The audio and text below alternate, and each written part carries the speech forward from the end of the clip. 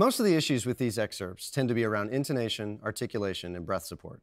While these might not be common audition excerpts for euphonium, this is an important work, and these three excerpts are important junctures within the piece.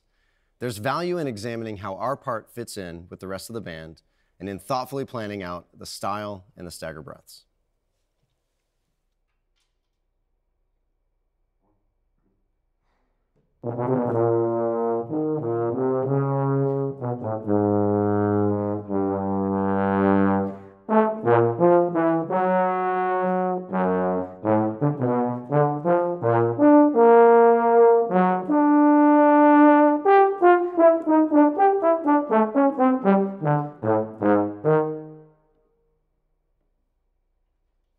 The first excerpt that you just heard is from the first movement from letter J to the downbeat of letter K.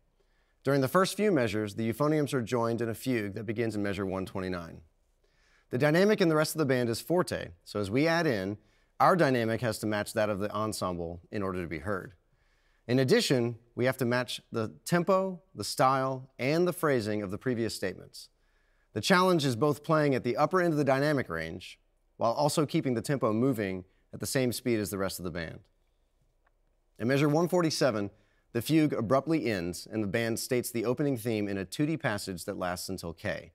During this section, intonation and stagger breathing become the large challenges. When played in a full band setting, I find that it's difficult to maintain the continuity of sound and volume that this passage demands. This makes planning your breaths as a section very important.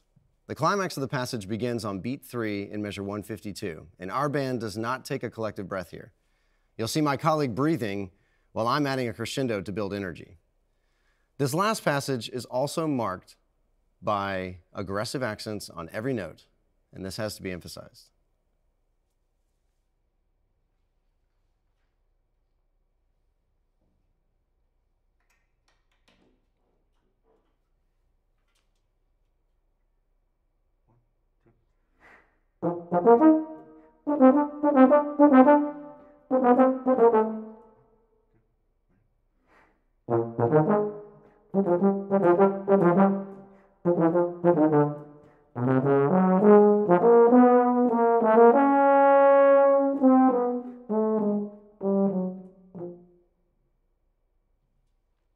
The second passage comes from the third movement from letter A to letter C. This is a much more exposed fugue compared to the last example. Here, the euphoniums enter with the horn section in unison. The challenge, again, is keeping the motor of the fugue going and fitting in seamlessly with the instruments that are already playing. In addition, give direction to the phrase in the repeated figure in measure 19. Accuracy on the opening statement can sometimes be a challenge as we seek to blend with the horns. Work to get each of these notes to sound centered and on time. The entrance after B is with the tubas in octaves. This presents a different set of challenges with regard to blend and intonation, as we're the brighter of the two voices this time. The phrase here builds to a peak through measures 35 to 37 before relaxing into C. Here, listen carefully to the rest of the band and the subdivision elsewhere to lock in rhythmically during the hemiola in measures 38 to 41.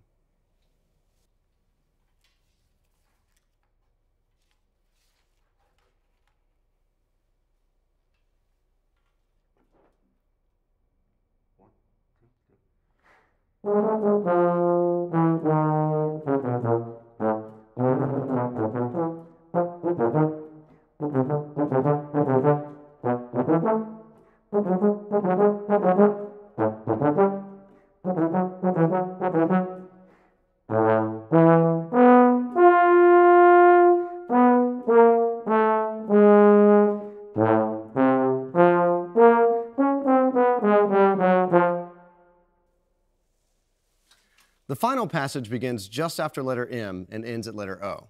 The entire passage is in octaves with the tuba section again and enters after the tubas have already begun the fugue. Here, we have a triplet subdivision against a quadruple subdivision in much of the band. Listen carefully elsewhere and keep the tempo moving ahead. The trill in measure 187 can be made easier by using a 2-3-4 fingering for the D flat, which is being slurred to. As the style changes to the original fugue in measure 188, avoid the urge to rush ahead with these quicker figures. Build the energy through measure 196. Measure 197 to O is another 2D rhythmic statement similar to the end of our first movement excerpt. While interpretations may vary, our ensemble has chosen to put some separation between the notes in the elongated figure from 197 to 203, before smoothly connecting the quarter notes in 204 and 205. Now, this musical decision might be different in other ensembles, but it is important that a decision on note length is agreed on here and throughout the entire symphony in order to achieve the optimal musical effect.